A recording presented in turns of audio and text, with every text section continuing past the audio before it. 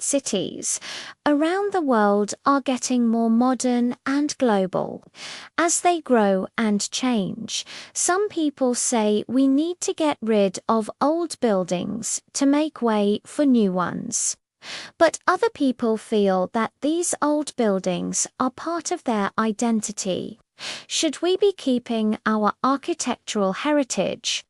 What can we do to protect it from being destroyed? Hello and welcome to this A1 English listening practice video. This is a podcast with a transcript so that you can practice your listening skills. This episode is about cultural preservation.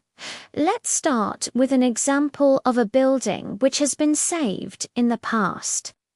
In 2009, a famous architect from China proposed to tear down the old Beijing Hotel.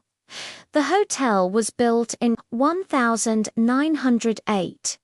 It was one of the first buildings in Beijing designed for foreigners. Many important people stayed there, including Mao Zedong, the leader of Communist China.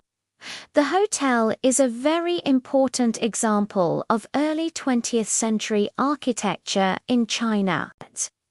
However, the owner of the hotel wanted to turn the site into a luxury hotel and shopping center. They wanted to use the name of the old Beijing Hotel, but with a modern twist. They thought the old building wasn't worth saving, but many people disagreed. They started an online campaign and asked the government to protect the building. It worked. The government stepped in and bought the hotel and its surrounding buildings. Now, the whole area is a protected historic site. Okay, let's talk about the language. In this example, when we say a building or area is protected, we mean that the government has taken steps to prevent its destruction. They have created laws and punishments to ensure that nobody can damage it or destroy it. This is very important because many historical places have been lost forever. For example, when I was a student, there was a place called the Daisy Hill. It was the oldest building in my hometown. Unfortunately, somebody decided to turn it into a shopping center. They tore the old building down without asking anybody or protecting it in any way.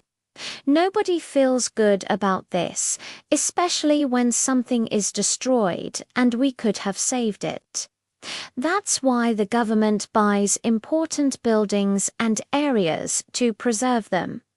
But what if the government doesn't buy the building? Can anything else be done? Yes, it can. When the local government in my hometown received complaints about the Daisy Hill, they did nothing. So some people took legal action.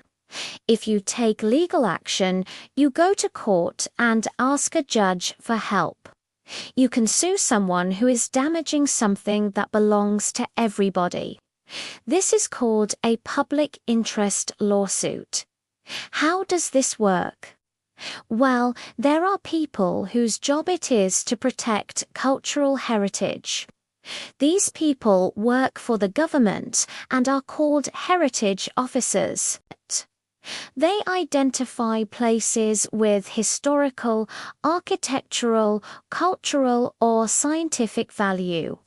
Once these places are identified, they are given a level of protection. We call these places heritage sites.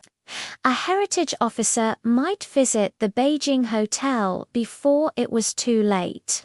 They would look at all aspects of the building, including its style, materials, and decorations. They would also look at the history of the building. They would find out who used it and what happened there.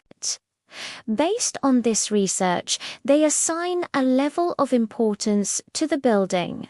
So, when the government decides whether or not to buy the building, the heritage officer gives advice based on their knowledge and experience.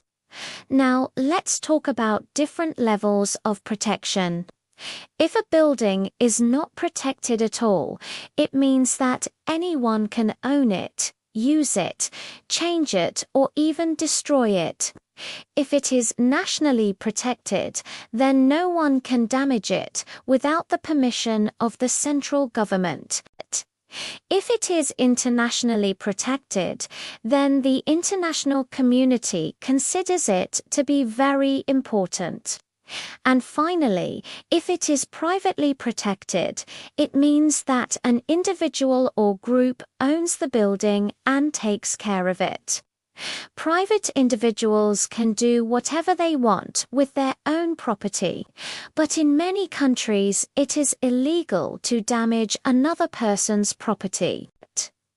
In the case of the Beijing Hotel, the building was important for many reasons.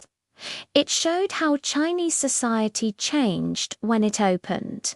It was one of the first examples of Western-style architecture in China. It helped people understand how China became a modern country. Therefore, the building was worth saving. However, not everyone agreed. Some people felt that it was just an old, ugly building. They didn't think it was important at all.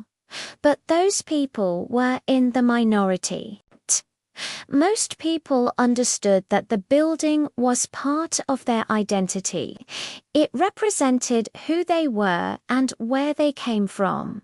So, should we always keep old buildings? I think it depends on a few things. First, we need to know why the building is important. Is it beautiful? Does it remind us of an important time in history? Or does it represent a culture that is disappearing? Second, we need to decide who owns the building. Who has the right to destroy it or change it? The government, an individual, or a group? Third, we need to consider how we feel about the building. Do we like it? Do we think it is part of our identity? Or do we want to build something new? There is no simple answer to this question. Every building and every city is different. Each situation needs to be considered on its own. For example, in some cities, most of the old buildings are owned by the government. In other cities, most of them are owned by private individuals. In some countries, the government is responsible for protecting cultural heritage. In other countries, non-governmental organizations do this work. In some countries, people generally agree that old buildings are part of their identity. In other countries, people are happy to destroy old buildings and put up new ones. So there is no one-size-fits-all solution. Each situation is different. I'm going to tell you about one more building which was saved. This building is the Tsim Sha Tsui Station building in Hong Kong. It was built in 1975. At the time, it was considered ugly and nobody liked it. But over time, the people of Hong Kong began to appreciate its beauty. They liked the unique design of the roof and the mix of old and new. When the government started to plan a new train system, they wanted to tear down the building. People protested and said that the building was now part of Hong Kong's identity. They didn't want it to be destroyed. So the government changed their plans and decided to keep the building. What about you? How do you feel about old buildings?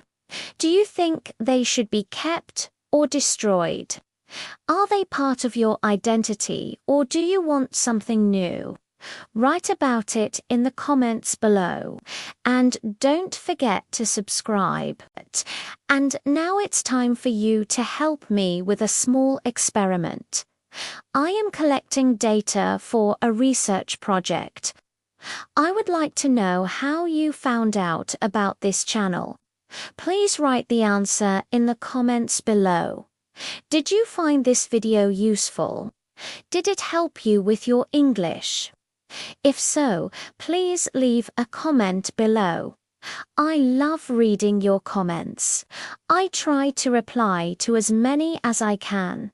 Please give this video a like if you enjoyed it. And remember to subscribe to get more free podcasts. Thank you for listening. I'll see you next time. Bye.